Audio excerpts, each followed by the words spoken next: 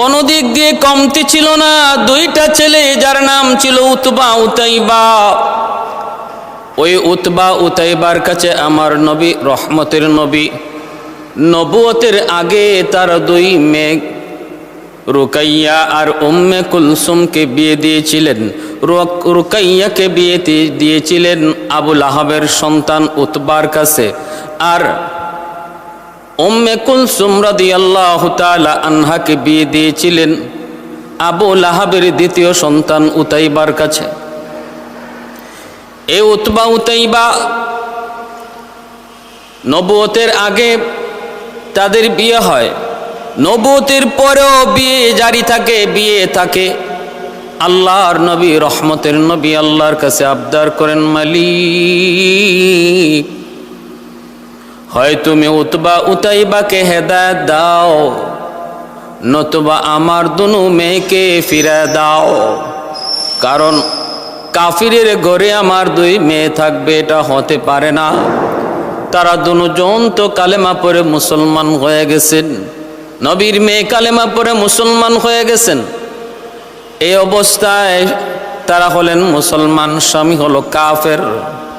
আল্লাহর নবী এখনো উঠায় দেন নাই, এখনো তারা আমার নবীর ঘরেই। ওই অবস্থায় বিবাহ কিন্তু হয়ে গেছে। নবী বলতেছেন, মালিক হয় তুমি আমার মেয়ের জামাতাদেরকে হেদায়েত দাও, নতুবা আল্লাহ তুমি আমার দুনো মেয়ের সাথে তাদের সম্পর্ক বিচ্ছিন্ন করে দাও। এটা আমার নবীর মনের চাহাত। ভাইরা বন্ধুরা, উতবা উতাইবা কোনোদিন নবীর সাথে বেয়াদবি করে নাই। বেয়াদবিটা করলো কখন? বেয়াদবিটা করলো কখন? ঘটনা তাহলে মনোযোগ দিয়ে শুনুন। আমার নবী, রহমতের নবী, মায়ার নবী ৬০০০ বার আবু জাহেলের কাছে দ্বীনের দাওয়াত নিয়ে গেছেন। সর্বশেষ যখন আবু জাহেলের কাছে মায়ার নবী দ্বীনের দাওয়াত নিয়ে গেলেন, মক্কায় মুষলধারে বৃষ্টি হয়, রহমতের বৃষ্টি। আল্লাহর নবীর মনে মনে ভাবলেন, রহমতের বৃষ্টির কারণে হয়তো আমার চাচা আবু জাহেলের মনটা এখন নরম, এখন আমি চাচাকে যায় একটু দ্বীনের দাওয়াত দিব, হয়তো নরম দিলে গ্রহণ করে নিবে।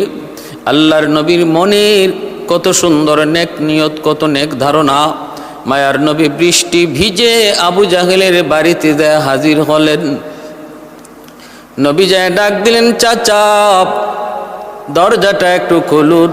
আবু জাহেল দরজা খুলল। কিরে বাতিজা, বৃষ্টির মধ্যে কি মনে করে চাচার ঘরে? নবী বলতেছেন, চাচা যান, রহমতের বৃষ্টি হচ্ছে, ভাবলাম এই মুহূর্তে আপনার দিলটা একটু নরম। চাচা আপনার কাছে কতবার দ্বীনের দাওয়াত পেশ করলাম, আপনি কবুল করলেন না।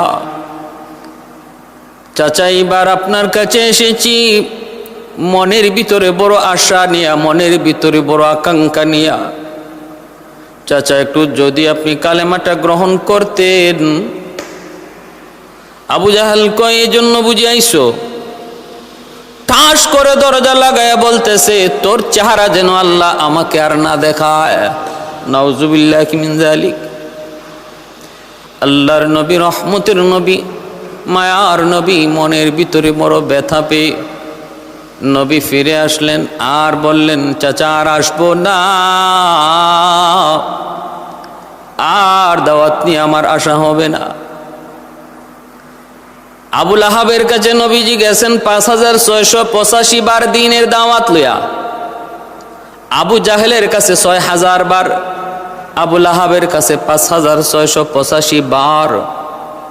আবু লাহাবের কাছে মায়ার নবী সর্বশেষ যখন দ্বীনের দাওয়াত নিয়ে গেলেন, আবু লাহাব দরজা বন্ধ করে দিচ্ছে। নবী ডাক দিলেন, চাচা যান, একটু দাঁড়ান, কিছু কথা বলবো। আবু লাহাব দরজা না লাগায়া বলতেছে, বাতিজা কি বলবা, একটু তাড়াতাড়ি বলো। এবার মায়ার নবী নরম দিলে নরম ভাষায় বলতেছেন, চাচা গো,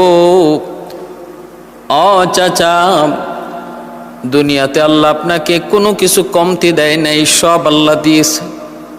ধন দিয়েছে, জন দিয়েছে, মান দিয়েছে, ইজ্জত দিয়েছে, সম্মান দিয়েছে। দুনিয়ার লাইনে আপনাকে আল্লাহ বাদশা বানাইছে, বাদশা। ও চাচা, আপনি যদি দয়া করে একটু কালেমা গ্রহণ করে নেন, তাহলে আল্লাহ পাক যেইভাবে আপনাকে দুনিয়ার বাদশা বানাইছে, আখিরাতের বাদশা আল্লাহ আপনাকে বানায় দিবে। ও চাচা, একটু দেখেন, একটু বিবেচনা করেন। কালেমা গ্রহণ করলে দুনিয়ারও বাদশা, আখিরাতেরও বাদশা বনে যাবেন। আবুল আহাব কয়, ঠিক আছে ভাতিজা, আমি একটু ঘর থেকে আসি, তোমার চাচির সাথে বুঝ পরামর্শ করি। আল্লাহর নবী মনে মনে বড় খুশি হলেন। মনে হয় চাচার দিলটা কিছু নরম হয়েছে, চাচির সাথে বুঝ পরামর্শ তো করতে গেছে, হয়তো দুজন মিলে একসাথে কালেমা পড়ে মুসলমান হবে। মনের ভিতরে নবীর কত নেক নিয়ত, কত নেক ধারণা।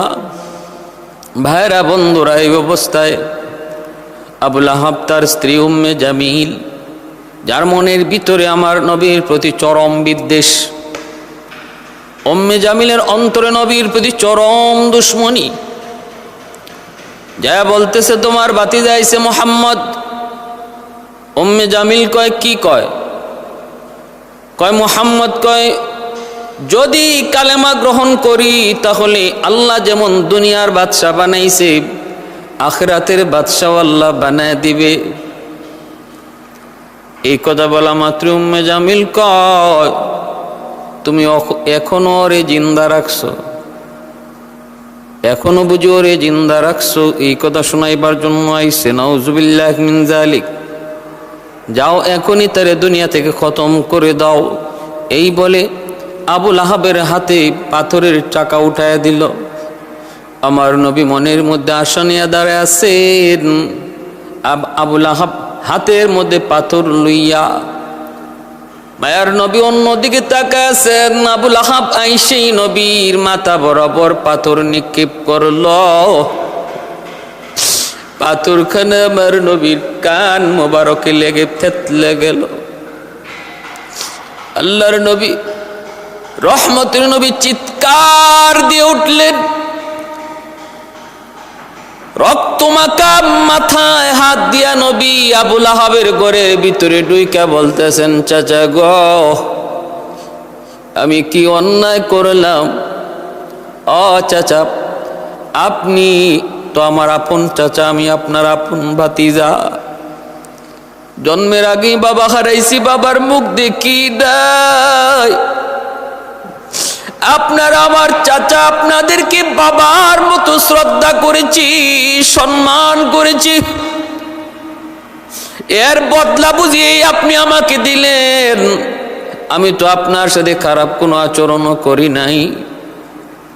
ভাইয়ার নবী, রক্তমাখা দেহ, রক্তমাখা মাথা, রক্তমাখা হাতটা লইয়া নবী ঘরে আসলেন।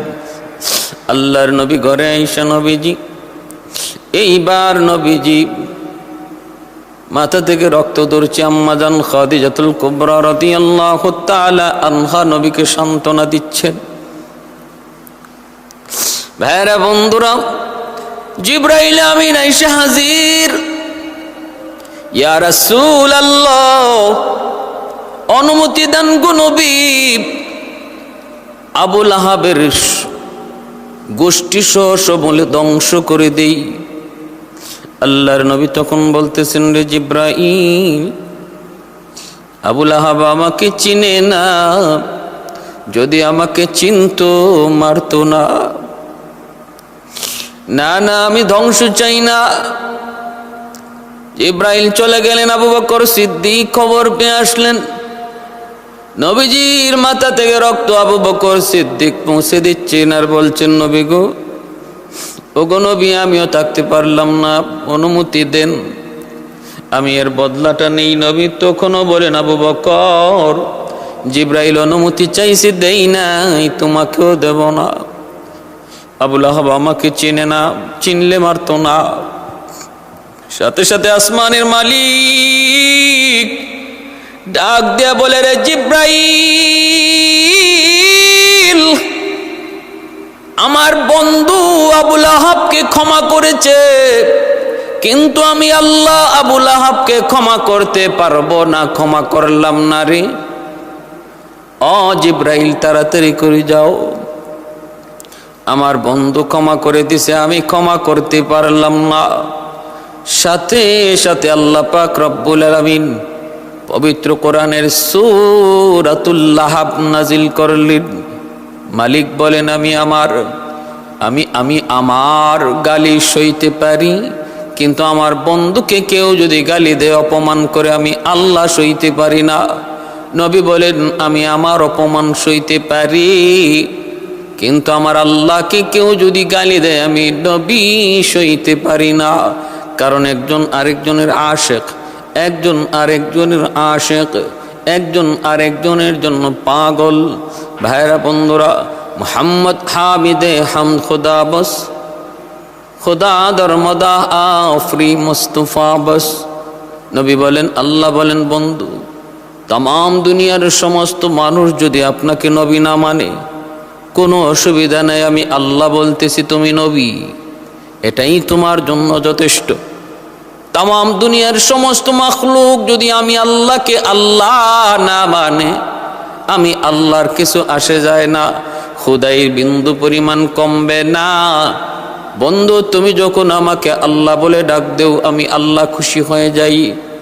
তুমি আমার প্রশংসা করলে যথেষ্ট হয়, আর আমি তোমার প্রশংসা করলে সেটাও যথেষ্ট হয়।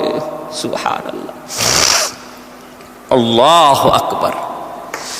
हाजी को जब जाने मदीने की ज़मीं तक,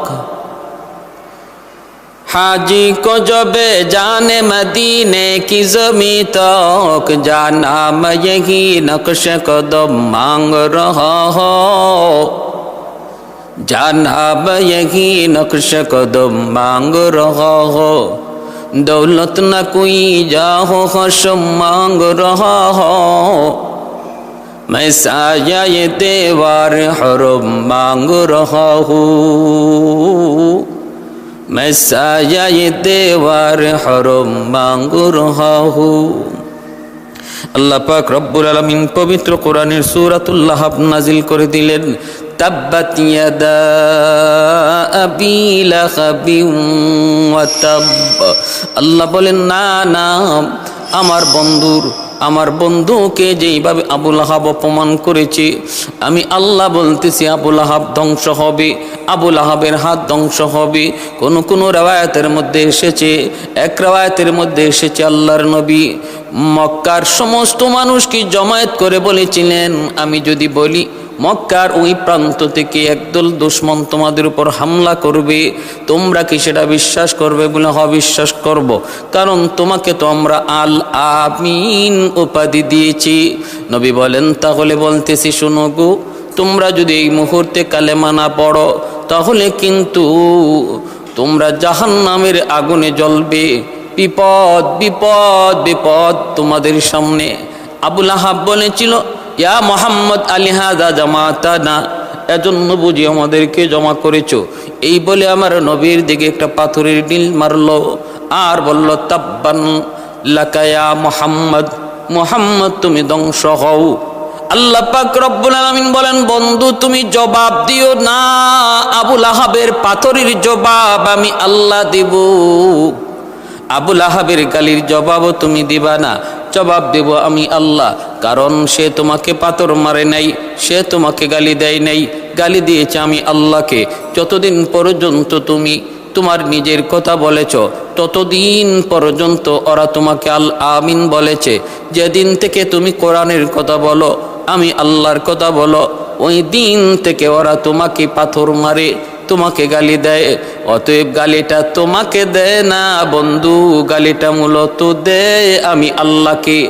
জবাব তুমি দিও না ও বন্ধু, জবাব আমি আল্লাহ দিব। তাব্বাত ইয়াদা আবি লাহাবিন ওয়া তাব্বা মা আগনা আনহু মালুহু ওয়া মা কাসাব। আল্লাহ পাক রব্বুল আলামিন বলেন, আবু লাহাবের ধন দৌলত নিয়ে তার অনেক অহংকার। আল্লাহ বলে মা আগনা আনহু মালুহু ওয়া মা কাসাব, এই ধন দৌলত সহায় সম্পদ তার কোনো কাজে আসবে না, কাজে আসবে না। সায়াসলা নারান যাতা লাহাবিন ওয়া ইমরাআতুহু, সে অচিরেই জাহান্নামের আগুনে জ্বলবে, এবং ওয়া ইমরাআতু, তার স্ত্রীও। আবু লাহাবের স্ত্রী উম্মে জামিলের কথাও আল্লাহ বলেছেন, আবু লাহাব যেমন জাহান্নামের আগুনে জ্বলবে, আবু লাহাবের স্ত্রী সেও জ্বলবে। কেন? কারণ হলো হাম্মালাতাল হাতাব, কারণ হলো সে এরকম ভাবে চুগুলগুড়ি করত, ইন্ধন যুগাইত, ইন্ধন। আল্লাহর নবীর বিরুদ্ধে ইন্ধন যুগাইত। ইন্ধন বুঝেননি? দুই গ্রামের মধ্যে ঝগড়া চলছে, একদল মানুষ মাঝখানে লাগে মিটানোর জন্য, আর একদল মানুষে ইন্ধন দেয় বাড়ানোর জন্য। ওর কাছে যে কইব, আরে এর মতো একটা পোলা তোর বিরুদ্ধে আজকে এমন করলো, আর আমি তোর পাশে আছি, দেখ না একটু, ওরও দীক্ষা দে, ও বেশি বাইরে গেছে। আবার ওর কাছে গিয়ে বলে, এ একটা বেটা হইল, এ ধর। এরকম বইলা সমাজের দুই পক্ষকে উস্কানি দিয়া, ইন্ধন দিয়া যারা সমাজে ফিতনা বাড়ায়, এরকম ইন্ধনদাতাগুলি জাহান্নামের কীট হবে। দুজন মানুষের ঝগড়া মিটানোর চিন্তা না করে যারা বাড়াইবার চিন্তা করে, আল্লাহ বলেন এরাই হলো ইন্ধনকারী, এদের ঠিকানা হবে জ্বলন্ত আগুন। ভাইরা বন্ধুরা, জন্য বলতেছিলাম, এই সূরা আল্লাহ নাজিল করলেন, যেই মাত্র এই সূরা নাজিল হয়ে গেল, মক্কা জুড়ে শুরু হয়ে গেল, মক্কা জুড়ে শুরু হয়ে গেল আলোড়ন। আল্লাহ পাক আবু লাহাবের জবাব আল্লাহ দিয়া দিলেন। নবীকে গালি দিয়েছে, আল্লাহ পাক জবাব দিয়া দিয়েছেন, আল্লাহ সইতে পারেন নাই।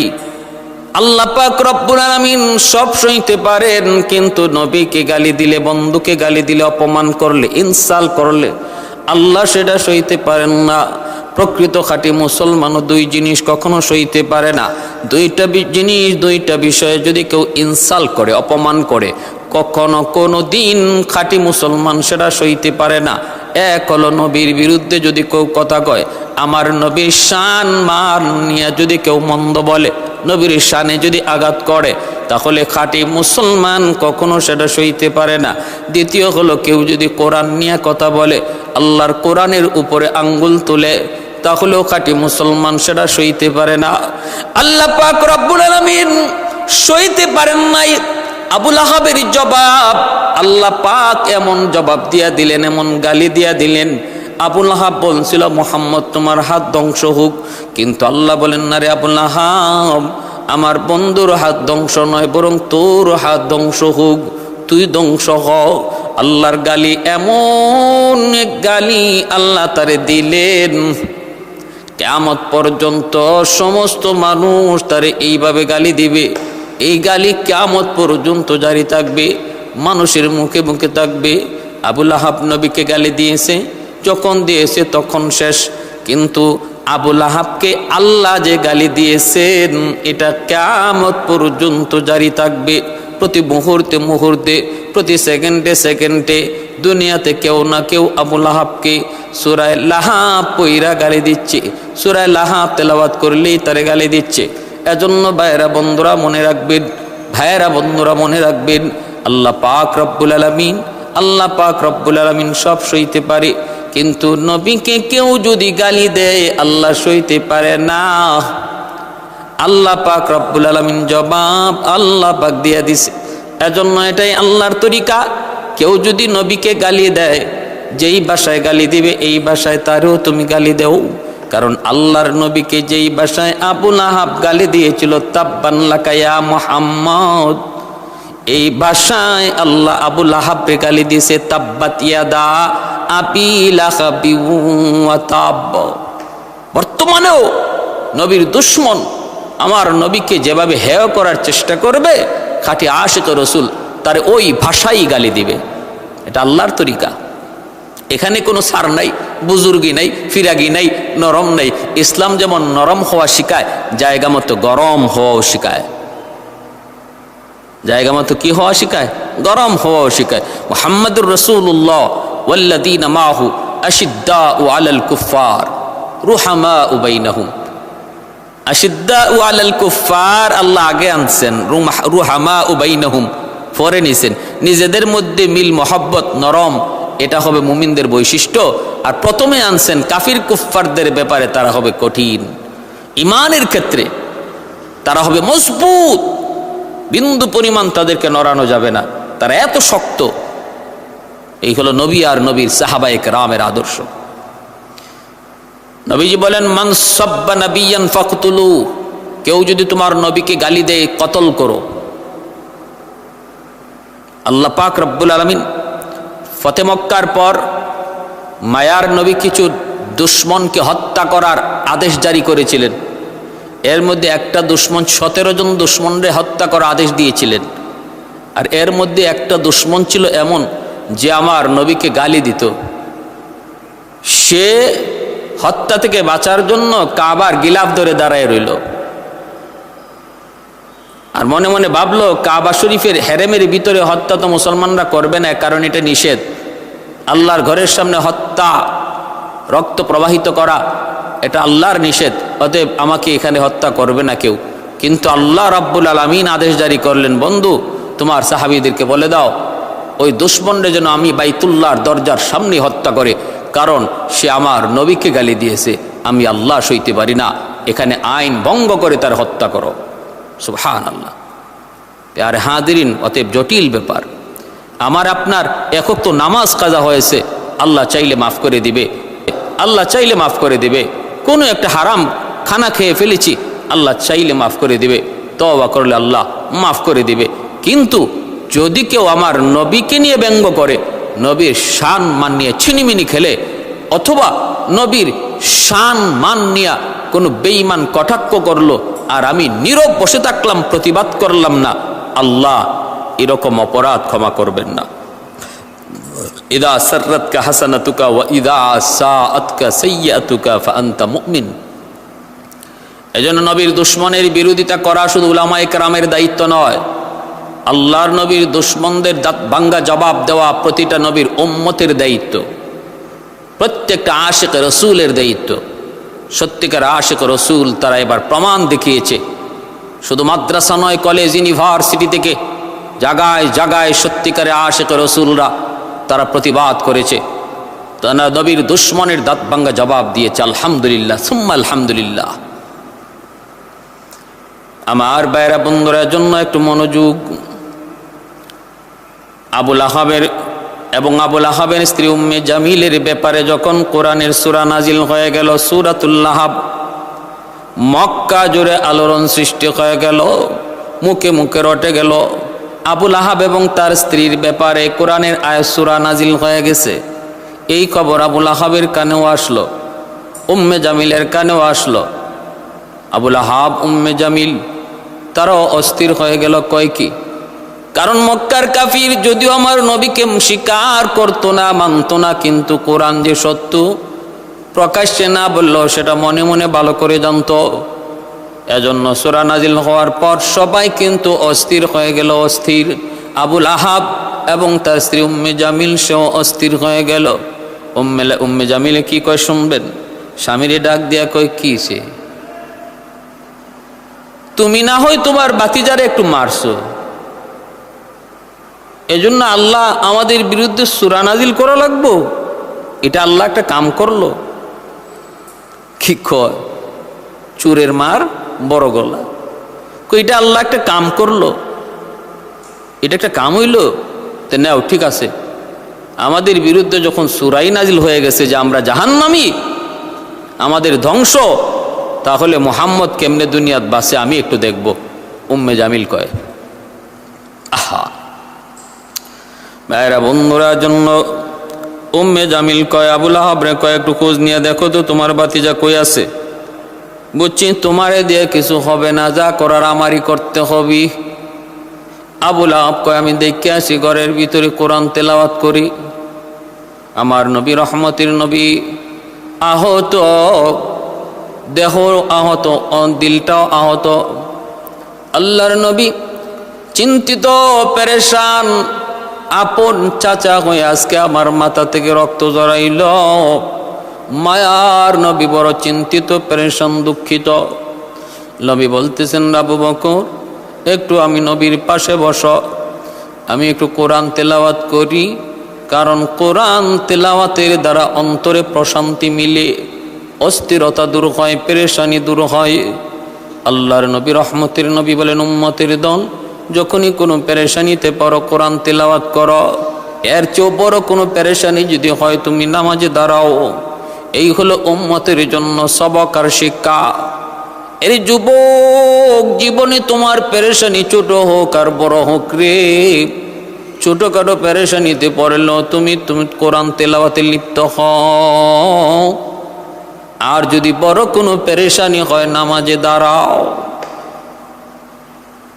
এই হলো দুই সবক, দুইটা আমল। কিন্তু আমরা কি করি? আমরাও আমল দুইটা করি পেরেশানিতে পড়লে। কীরকম? ছোটোখাটো পেরেশানি হইলে বিড়ির ফুটকি টানি, আসেনি না নাই? সমাজে দেখবেন কিছু মানুষ আছে এমন, একটার পর আরেকটা সিগারেট খাইতেছে, দাঁড়াইয়া এক জায়গায় দাঁড়াই এক টানে শেষ করে আরেক টানে আরেকটা ধরায়। কিরে কি হয়েছে তোর? মাতাইস না, কথা কইস না, আমি বড় পেরেশানিতে আছি। তাহলে তার আমল হইল কি? পেরেশানিতে বললে সিগারেট একটার পর আরেকটা খাওয়া। এর চেয়ে একটু বড় পেরেশানি যদি হয় তখন আমাদের সমাজে চলে মদ খাওয়া, নেশা করা। কিরে নেশা করা শিখলে কবে থেকে? কই টেনশনে পড়ার পর থেকে, ওই বিপদে পড়ার পর থেকে সে নেশা করা শিখছে। নাউজুবিল্লাহি মিন যালিক। কিন্তু উম্মতের দল মনে রাখো, এই সমস্ত গুনার কাজে যাওয়ার দ্বারা কোনোদিন পেরেশানি দূর হয় না, অশান্তি দূর হয় না, বিপদ দূর হয় না, বরং বিপদ আর অশান্তি দিন দিন বাড়তেই থাকে। গুনার দ্বারা কোনোদিন অশান্তি দূর হয় না, গুনার দ্বারা অশান্তি দিন দিন বাড়ে। একটা গুনার করার পর যদি তুমি আরেকটা গুনাহ করো, মনের অশান্তি থেকে দূর বাঁচার জন্য ওই গুনাহটা তোমার অশান্তি আরো বাড়ায় দিবে। ওই গুনাহটা করার পর তোমাকে আরেকটা গুনাহ করার জন্য তোমার মন উদ্বুদ্ধ দিবে, বলবে এরপরে ওইটা কর, ওইটা করার পরে দেখবে মনে শান্তি লাগবে। কয় না না, বিয়ে কইরা স্ত্রীর সাথে সহবাস করার দ্বারা স্বাদ লাগে না। কই তুই দর্শন কর, দর্শন করছে, করার পরে শয়তানে কয় না না, এরপরও মনে শান্তি লাগে না। কয় লাগবো, এখন তো করছো রাজি করাই আগে, এরপরে করবে জুরে, দর্শন করবে জুরে জুরে জুরে জুরে। যখন করলো তখনও দেখো অন্তরে শান্তি লাগে না। নফসে কয় এখনো লাগবে না, সামনে আরেকটা কাম বাকি আছে। কই কি? কয় জুরে দর্শন করবি, তারপরে তার খুন করবি, খুন করার পরে দেখবি তার অন্তরে শান্তি আসে, শান্তি আসে। এইভাবে নফস গুনাহ করাইতে করাইতে শান্তির লোভে, প্রশান্তির লোভে এক পর্যায়ে তারে মানুষের খাতা থেকে নাম বাতিল কইরা হায়ওয়ানের খাতায় নিয়ে যায়। এজন্য রে ভাই মনে রাখো, গুনার দ্বারা কোনোদিন অন্তরের প্রশান্তি দূর করা যায় না। অন্তরের প্রশান্তি দূর করার মাধ্যম হলো কোরআন তিলাওয়াত।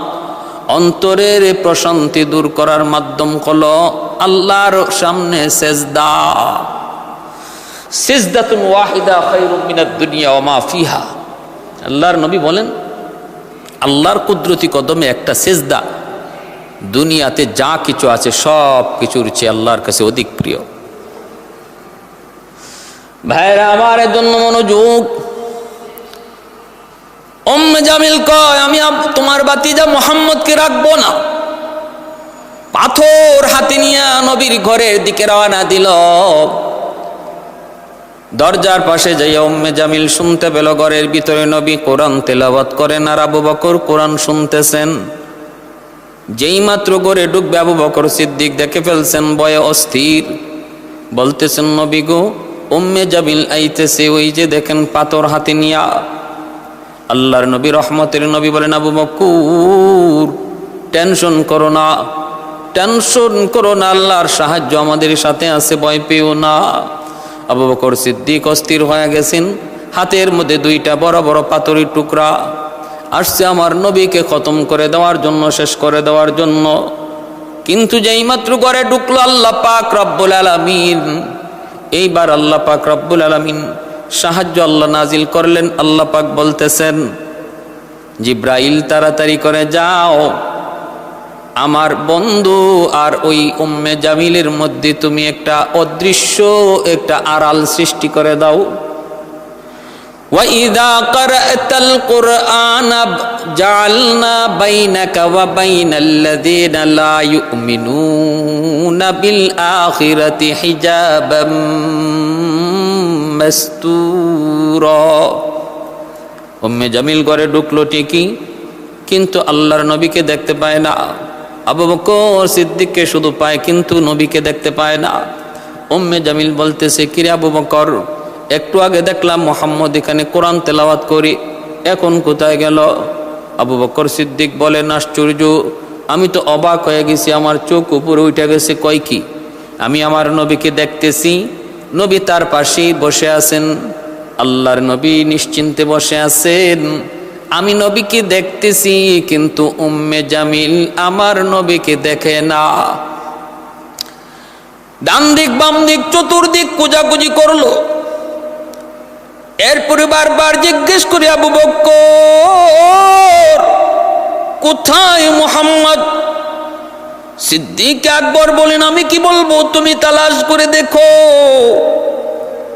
অনেকক্ষণ খোঁজাখুঁজি করার পর উম্মে জামিল মায়ার নবীকে পাইল না, না পায়া চলে যাইতেছে আর বলতেছে, আজকে গেলাম, আরেকদিন আসলে কিন্তু খতম করে দেব।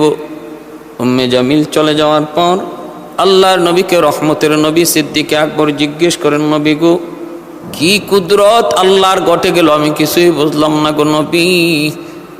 আপনি আমাদের সামনে বসা, আমি আপনাকে দেখতেছি, কিন্তু উম্মে জামিল আপনারে দেখলো না, কারণ কি? নবী বলেন, আবু বকর তুমি কি কোরআনের আয়াত তেলাওয়াত করো নাই?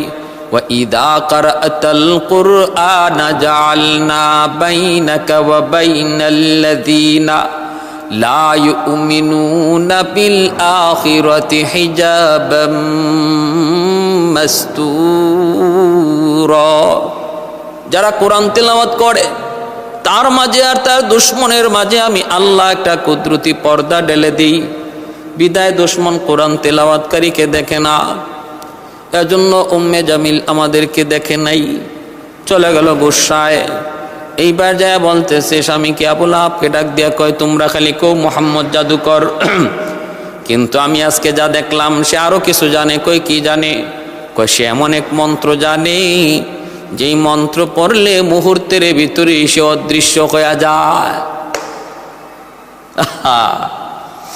আল্লাহ পাকের ধরা, আল্লাহ যারে লইয়া খেলতে চায় দুনিয়ার কোনো মাথা নাই এটা এই বুঝ ধরার।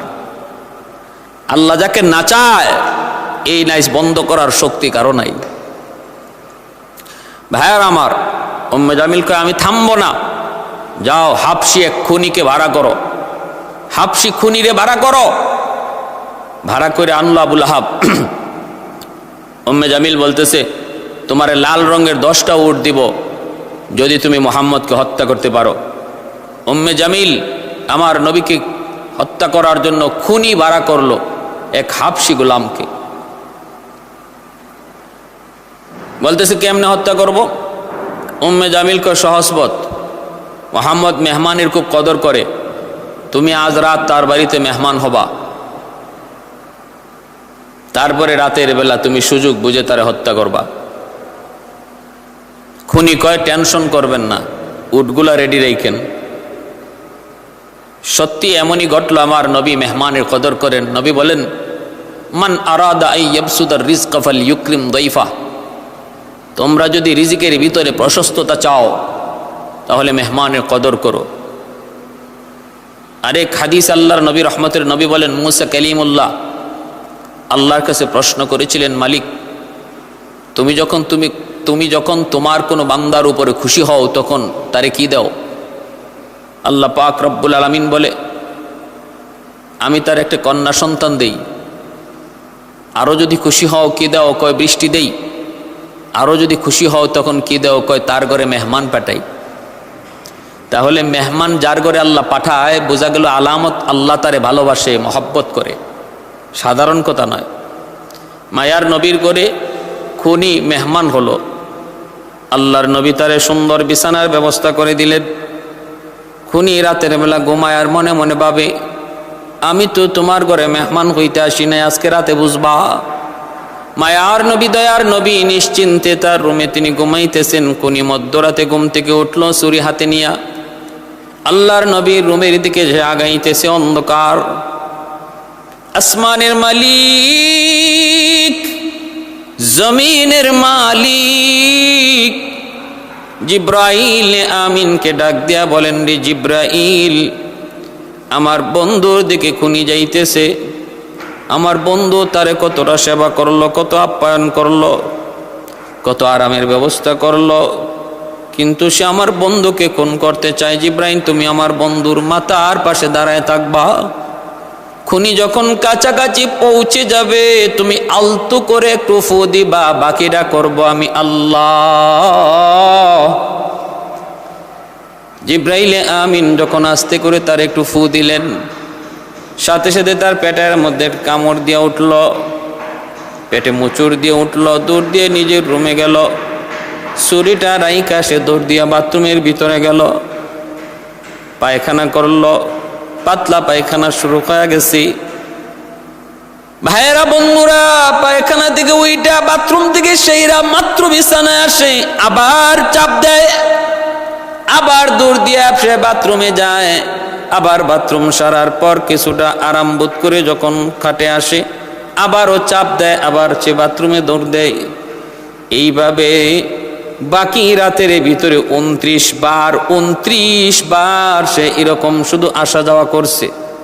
বাথরুম থেকে রুমে আসতে পারে না, এর ভিতরে আবার চাপ দেয় 29 বার। এবার একটু ভাবুন, রাতের অর্ধেক অংশে যদি একজন মানুষ 29 বার বাথরুমে যায়, তার আর কিছু থাকেনি। এখন আর বাথরুম থেকে উঠতেই পারে না, গায়ে শক্তি নাই। কোন রকম দৈরা আইছে, আইয়া কয় সকাল হয়ে যেতেছে, এখন কি করি। ও এর ভিতরে সে একবার বিছানার মধ্যে শুইছিল, আর শুইতে যাইয়া বিছানার সহই বাথরুম করে দিছে, বিছানা ভরায় ফেলছে। এই বয়ে ইহুদি ভাবতেছে তাড়াতাড়ি আমি বাড়ি থেকে ভাগি, আমার উঠ লাগবে না, আগে নিজের জান বাঁচাই। এই মনে করিয়া দেখতেছে সকাল হয়ে যেতেছে। মুহাম্মদুর রাসূলুল্লাহ সাল্লাল্লাহু আলাইহি ওয়াসাল্লাম তিনি তো ঘুম থেকে উঠে যাবেন, আমাকে পেয়ে যাবেন। আর যদি দেখেন আমি তার বিছানা নষ্ট করছি, তাহলে তো উপায় নেই, আমি তাড়াতাড়ি ভাগি। কইয়া সে ভাগছে। কিছু দূর যাবার পর মনে পড়ছে, হায় রে, আমি তো ছুরি রাইখে আইছি আমার বালিশের নিচে। মুহাম্মদুর রাসূলুল্লাহ যখন বালিশ তুলা দিয়ে ছুরি দেখবেন, তাহলে তো বুঝে ফেলবেন আমি খুনি। আর আমি যে অসুস্থ, বেশি দূর যাইতেও পারবো না, আমি ধরা খেয়ে যাব। তখন তো আমার মৃত্যুদণ্ড অনিবার্য, তাড়াতাড়ি ছুরিটা আনতে হবে। এই কথা ভেবে সে ছুরি আনার জন্য খালি ঘরের সামনে আসছে। ইন দি মিন টাইম মায়ার নবী ঘুম থেকে ওইটা ফজরের আগে তাহাজ্জুদ পড়ার জন্য নবী উঠছেন। ভাবতেছেন মেহমানের খোঁজ নিয়ে আগে খোঁজটা নেই। আইসা দেখেন মেহমান নাই। মায়ার নবী দেখেন গন্ধ, পুরা ঘর দুর্গন্ধ, বাথরুমের গন্ধ, বিছানা নষ্ট করে ফেলেছে। আল্লাহ নবী, রহমতের নবী তখন আফসোস করতেছেন আর বলতেছেন, মালিক, হায় না জানি আমার মেহমানের আজ রাত কি পরিমাণ কষ্ট হয়েছে, কত কষ্ট জানি হয়েছে আমার মেহমানের। হায় রে, আমি এটা কি করলাম। রাতের বেলা আমি কেন তার পাশে ঘুমাইলাম না? মনে হয় সে বাথরুমটা ঠিক মতো খুঁজা পায় নাই, বাথরুম তালাশ কইরা মনে হয় পায় নাই, এজন্য বিছানায় করে ফেলছি। হায়, আমি কিয়ামতের ময়দানে আল্লাহর কাছে কি জবাব দেব? অথচ এই মেহমান ছিল ভিন্ন ধর্মের একজন মানুষ, ইহুদি ধর্মের মানুষ। এ বেঈমানের দল, আমার নবী কতটা উদার, একটু চিন্তা করো। মানবতা কাকে বলে?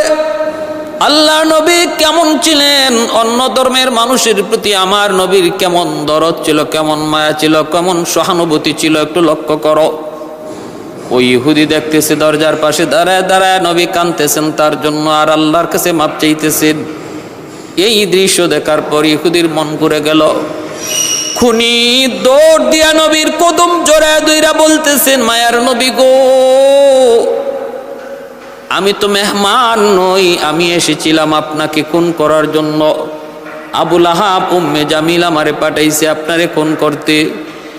কিন্তু নবী গো, আপনার আদর্শ আখলাক দেখে আমার বুঝ হয়ে গেছে আপনি সাধারণ কোনো মানুষ নন, অবশ্যই আপনি আল্লাহর রসুল। আমাকে আর দেরি করবেন না নবী গো, আমাকে আপনার হাতে হাত রেখে কালেমা পড়ে মুসলমান বানায়া দিন। খানায়ে কাবা কা मंजर ऐ खुदा देखा मुझे, मक्का और शहर मदीना देखने को दो मुझे, मक्का और शहर मदीना देखने को दो मुझे। ओ मकामात मुबारक की जियारत है नसीब, जिसमें रहमत बेशुमारा देखने को दो मुझे, जिसमें रहमत बेशुमारा देखने को दो मुझे। गुंबदे खदरा दिखा दो रोज़ाए अतहर मुझे, दरमियाने कब्र मिंबर गिरगिराने दो मुझे, दरमियाने कब्र मिंबर गिरगिराने दो मुझे। ভাইরা বন্ধুরা, জন্য বলতেছিলাম পবিত্র কোরআনের সূরা লাহাব নাজিল হওয়ার কারণে আবু লাহাব এবং তার স্ত্রী উম্মে জামিলের মাথা নষ্ট। এইদিকে আল্লাহর নবীকে হত্যা করার, খতম করার সকল ষড়যন্ত্র আল্লাহ নস্যাৎ করে দিয়েছেন। আর অন্যদিকে দুইও ছেলেকে বলতেছে, তোর শ্বশুরের কারণে আজকে আমাদের ব্যাপারে কোরআনের সূরা নাজিল হইছে। তোরা যদি আমাদের পুত্র হয়ে থাকস, মুহাম্মদের দুইও মেয়েকে তালাক দে। বাপ মার চাপে পইরা উতাইবা রাজি হয়ে গেল। উতবা আল্লাহ নবীর কাছে গেল, যায় বলতেছে, মুহাম্মদ, তোমার কারণে আমার আব্বা আম্মার ব্যাপারে কোরআনে সূরা নাজিল হইছে, তাদেরকে ভর্ৎসনা করা হয়েছে, জাহান্নামী বলা হয়েছে। এই অবস্থায় আমি তোমার মেয়েকে তালাক দিলাম। এতটুকু বলেই শেষ না, বরং আমার নবীর গায়ে হাত উঠায় ফেলল উতবা। যেই মাত্র আমার নবীর গায়ে হাত উঠাইছে, নবীজির চেহারা থেকে, চোখ থেকে দর দর করে পানি ঝরতে লাগলো। আল্লাহর নবীর চোখটা ভিজে গেল, তালাক দিয়া চলে আসলো। উতাইবাও তার স্ত্রীকে উম্মে কুলসুমকে তালাক দিয়া দিল। আল্লাহর নবী রহমতের নবীর সাথে যখনই বেয়াদবি করলো উতবা, তখনই আল্লাহর নবী আল্লাহর কাছে একটা ফরিয়াদ করলেন, মালিক, আমি তো তোমার কাছে সব সময় বদদুয়া করি না, আল্লাহ আমি বদদুয়া করতে চাই না, কিন্তু আজ পারলাম না। আমার কলিজার টুকরা মেয়েটাকে তো ফিরায় দিল, আমার সাথে বেয়াদবি করলো। আল্লাহুম্মা সাল্লিতু আলাইহি কালবাম মিন কিলাবিল্লাহ, আল্লাহ তোমার কুত্তার ভিতর থেকে একটা কুত্তা ওর বিরুদ্ধে লেলায়া দিও।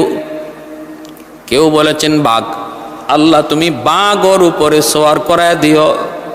এই বদদুয়াটা নবী করেছেন। উতবা দৌড়ে আসছে, আইসাই তার বাবাকে ডাক দিয়া কয়, আব্বা, আমি তো মুহাম্মদের সামনে তার মেয়েকে তালাক দিয়ে এসেছি, কিন্তু মুহাম্মদ আমার জন্য এমন এক বদদুয়া করেছে। বাবা কয়, কি কইছে? কয়, মুহাম্মদ তিনি বলছেন আমারে যেন বাঘে খায়, কুত্তায় খায়। আবু লাহাব চিৎকার মারে উঠছে, কস কি রে বাবা, কস কি? তুই নিজের কানে শুনছস বলে? হ। আবু লাহাব কই, রে বাবা কস কি? মুহাম্মদের কথা আজ পর্যন্ত এমন কোনো কথা আমার চোখে পড়ে নাই যেটা ফলে নাই, যেটা সত্য হয় নাই।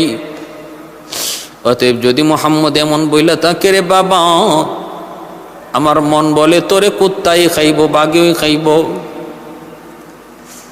এ বাবা, তাহলে এখন কি করব? 19 জন পাহারাদার নিযুক্ত করলো পোলার জন্য আবুল আহাব। এই 19 জন পাহারাদার লইয়া সিরিয়ার ব্যবসার উদ্দেশ্যে পাঠাইল, আর বইলা দিল তোরা আমার ছেলেরে পাহারা দিবি। ব্যবসার কাফেলা ফিরে আসার পর এক জায়গায় রাত্রি যাপন করব। 17 জনের মাঝখানে আবুল আহাবের পোলা উতবারে রাইকা 17 জন পাহারাদারি করার নিয়তে একটু ঘুমাইল চতুর্দিকে। কয় বাঘ যদি ওর কাছে যাইতে হয় তাহলে তো আমাদের কাজ দিয়ে যাইতে হবে, আমাদের উপরে দিয়ে যাইতে হবে। একটু ঘুমাইছে, এই মুহূর্তে আল্লাহ পাক বাঘ পাঠায় দিছেন। আল্লাহ পাক বাঘ পাঠায় দিছেন আবুল আহাবের পোলা উতবারে। কেমন করে বাঘে চিনব? আল্লাহ তো ওই বাঘের নাকের মধ্যে উৎপার গন্ধ আল্লাহ লাগাইয়া দিছেন। বাঘটা এতজন মানুষের মধ্যে যাচাই বাছাই কইরা কাউকে খাইল না, কাউকে ধরল না। ওরা মনে করছিল উতবারে কেমনে চিনব বাঘে, কিন্তু বাঘের নাকে উৎপার গন্ধ লাগাই দিছেন কে? কয় আল্লাহ। ভিতরে ডুইকা টিকি উতবারে কই যা বের কইরা ওরে খতম করলো, হত্যা করলো। ভাইরা বন্ধুরা, এইভাবে উতবা খতম। আবার আবুল আহাব আর উম্মে জামিলের পালা। আবুল আহাব বদরের যুদ্ধে যায় নাই, ভয় মনের ভিতরে ভয়। নবীর ফুফু আতিকা স্বপ্নে দেখেছিলেন, বদর যুদ্ধের আগে তিনি একটা খারাপ স্বপ্ন দেখেছিলেন। মক্কার মানুষজনের উপরে বিপদ বিপদ। মুহাম্মদুর রাসূলুল্লাহ মক্কা জয় করেছেন, হত্যাযজ্ঞ চালাইছেন, একটা হত্যার দৃশ্য। এই স্বপ্নটা আতিকা যখন বলছে তখন মক্কার মধ্যে কথাটা রটায় গেছিল। কেউ বিশ্বাস না করলেও, কেউ সেটাকে অন্তরে জায়গা না দিল, আবুল আহাব জায়গা টিকি দিয়েছে। কইরি না, আমি বদরে যাবো না। আমার মন বলে আতিকার স্বপ্ন সেটা বাস্তব হইতে পারে। এক লোকের কাছে কিছু পয়সা পাইতো, গ্রাম্য লোক। ওর বাড়িতে গিয়া কয় তোর আমাকে পয়সা দেওয়া লাগবে না, মাফ করে দিলাম, তুই আমার বদলা বদরে যা। ওই লোকটারে তার বদলা বদরে পাঠাইল আবুল আহাব, নিজে গেল না। ভাইরা বন্ধুরা, বদর যুদ্ধে আবু জাহেল সহ বড় বড় লিডার সব হত্যা হলো, ধ্বংস হলো। আর আবুল আহাব বদরের যুদ্ধের কিছুদিন পর, 6 দিন পর তারে আল্লাহ পাক রব্বুল আলামিন অপমানজনক মৃত্যু আল্লাহ তারে দান করলেন। কেমনে? কিতাবের মধ্যে এসেছে তার কাঁধের মধ্যে একটা ফুরা দেখা দিছে, ফুরা। এই ফুরা থেকে, ফুরাটা যখন একটু হাত লাগাইছে, হাত লাগায় যখন একটু ধরছে, পানিটা অন্য জায়গায় গেছে, তারপর অন্য জায়গায়। এইভাবে সারা দেহটা তার ফুরা, ছোট ছোট ফুসকা পড়ে গেল। আর ফুসকার ভিতরে কীরা জন্ম নিল, কীরা। এত দুর্গন্ধ, এত দুর্গন্ধ, প্রতিটা পশমে পশমে পশমে পশমে ফুসকা পড়লো আর কীরা জন্মিল। একটা মানুষের দেহের মধ্যে যতগুলি পশম, আবু জাহেলের শরীরে ততটা কীরা ছিল, কীরা। ফুসকা পরে পরে কীরা পড়েছিল। গন্ধ, দুর্গন্ধ, কেউ যারা যায় না, কাছে যায় না। ঘরের লোকগুলা পর্যন্ত তার এক জায়গায় রেখে অন্য বাড়িতে চলে গেছে। এইভাবে তার সমস্ত দেহটা কীরায় খাইয়া এক পর্যায়ে তার মৃত্যু হলো। কিন্তু ভাইরে, আপনজন প্রিয়জন কেউ কাছে যায় না, সন্তান সন্ততি যায় না, প্রতিবেশী যায় না, আত্মীয় স্বজন কেউ যায় না, লাশের কাছে কেউ যায় না। দুর্গন্ধ, এত দুর্গন্ধ। 6 দিন পর্যন্ত আবুল আহাবের লাশ এই জায়গার মধ্যেই পচতেছে। এলাকার মানুষজন আর টিকতে পারে না। আবুল আহাবের সন্তানদেরকে আইসা ওরা ধরল, তাড়াতাড়ি তোরা ব্যবস্থা কর। তখন হাবশি কিছু মানুষকে ওরা টাকা দিয়া ভাড়া করে আনলো। ওই হাবশি মানুষগুলো আইসা নাকে মুখের মধ্যে রুমাল গামছা পেঁচাইয়া দূরে একটা গর্ত কইরা বড় একটা বাঁশ হাতে নিয়া এই বাঁশ দিয়া গুতায়া গুতায়া তার বডিটারে নামাইতেছে। হাত দিয়া ধরতে গেলে পরে গোশত খুশে চলে আসে। হাতের মধ্যে অনেক কিছু পেঁচায়া পোছায়া তারা ধরতে যায়। যেখানে ধরে ওই জায়গাটা উপরে, ওই জায়গাটা উপরে উপরে ওই যে খসে চলে আসে। হাতে ধরলে গোশত চলে আসে। ভাইরা বন্ধুরা, এই অবস্থায় কি করবে? কই লাঠি দিয়ে গুতায়া গুতাইয়া দেহটারে মাটিতে ফালাইয়া এরপরে ওই গর্তের মধ্যে নিয়ে ফালাইল। দূর থেকে পাথর চাপা দিয়া, ডিল দিয়া আবু জাহেল এই গর্তের ভিতরে রাখলো। কেমন আপু? আল্লাহ পাক রব্বুল আলামিন দেখায় দিছেন, আমার বন্ধুর সাথে কেউ যদি বেয়াদবি করে আমি আল্লাহ সব সইতে পারি, কিন্তু এটা সইতে পারি না। উম্মে জামিল আবু লাহাবের স্ত্রী, নবীর বিরুদ্ধে ইন্ধন জুগাইতো। ওই আবু জাহেলের স্ত্রী রাতের বেলা পাহাড় থেকে বোঝা করে করে কাটা আনতো, কাটাদার ডালপালা আনতো, বিষাক্ত কাটা। আমার নবী যেই রাস্তা দিয়া মসজিদে যাবেন গো, ওই রাস্তার মধ্যে বিষাক্ত কাটা পুঁতে রাখতো। নবী যেই মাত্র ফজরের সময় বের হওয়ার জন্য রওনা দিছেন, প্রথম দিন নবীর পায়ের মধ্যে একে একে 60টা কাটা বিচ্ছি। নবী দৌড় দিয়ে আবার ঘরে চলে আসছেন। ফাতেমা রাদিয়াল্লাহু তাআলা আনহা কাটাগুলা খুলছেন, ফিনকি দিয়া রক্ত পড়ি, বিষাক্ত কাটা। আবু লাহাবের স্ত্রী উম্মে জামিল এইভাবে রাস্তায় বিছায় রাখতো। জঙ্গলে যায় ওই রকম কাঠ সংগ্রহ করত।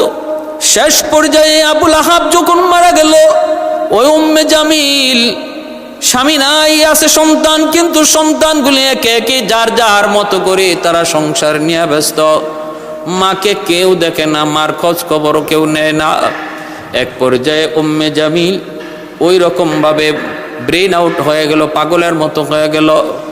শুধু জঙ্গলে জঙ্গলে থাকে, রাস্তায় রাস্তায় ঘুরে।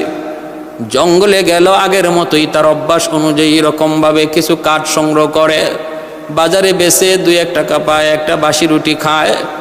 এইভাবে জীবনের শেষ পরিণতিটা আবু লাহাবের স্ত্রীর উম্মে জামিলের। এক সময় ছিল যাদের জমিদারি, নবী বলেছিলেন দুনিয়ার বাদশার সাথে আখিরাতের বাদশাও আল্লাহ বানায় দেব যদি কালেমা পড়ো।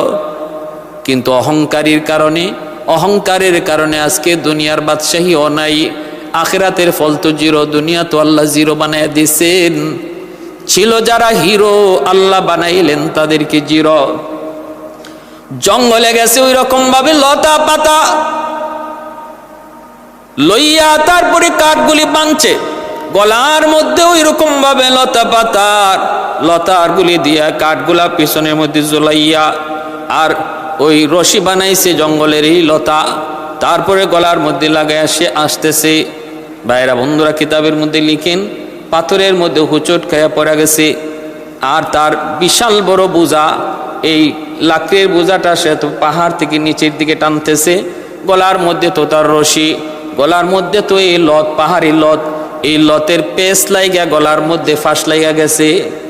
নিচ থেকে ওইভাবে তার বোঝা তারে টানতেছে, আর সে উপর থেকে বাঁচার চেষ্টা করতেছে। ওই অবস্থায় পাহাড়ি লতের দ্বারা পাশ লেগে সে মারা গেছে। ভাইরা বন্ধুরা, জীবনের শেষ সময়টা উম্মে জামিলের ছিল পাগলের মতো। আর অপমানজনক মৃত্যু, পাহাড়ে কোথায় কেউ জানলো না, কেউ দেখলো না, ফাঁস লেগে তার মৃত্যু হলো। এই হলো নবীর দুশ্মন আবু লাহাব আর উম্মে জামিলের জীবনের শেষ পরিণতি, করুণ পরিণতি। কেন এতটা অপমানজনক মৃত্যু হয়েছিল? কারণ আল্লাহ তাদের উপর নারাজ, আল্লাহ তারে ধরছেন। কে ধরছেন? আল্লাহ তারে ধরছেন। ভাইরা আমার, এজন্য আসুন সত্যিকারে আল্লাহর নবীর মহব্বত, ভালোবাসা আমরা অন্তরে জায়গা দিই। আর নবীর সাথে যারা দুশ্মনী রাখে তাদেরকে আমরা অন্তর থেকে ঘৃণা করি। প্রতিবাদের যোগ্যতা, সামর্থ্য যদি থাকে হাত দ্বারাই আমরা প্রতিবাদ করব। যদি তা না থাকে জবান দিয়ে প্রতিবাদ করব। যেমনটা আজ সারা বাংলার আশিক রসুল তারা প্রমাণ করে দেখিয়েছে। সাধুবাদ, ধন্যবাদ সেই সমস্ত আশিক রসুল, স্কুল কলেজের ছাত্র ভাইদের, ভার্সিটির ছাত্র ভাইদের। আল্লাহ পাক দিন দিন আমাদের অন্তরে নবীর মহব্বত, এশক আর ভালোবাসা বৃদ্ধি করে দিন। কিয়ামতের মাঠে নবীর একজন আশিক হিসাবে আল্লাহ নবীর সামনে আমাদের পরিচয় দান করুন। ওয়া আখির দাওয়ানা আনিল হামদুলিল্লাহি রাব্বিল আলামিন।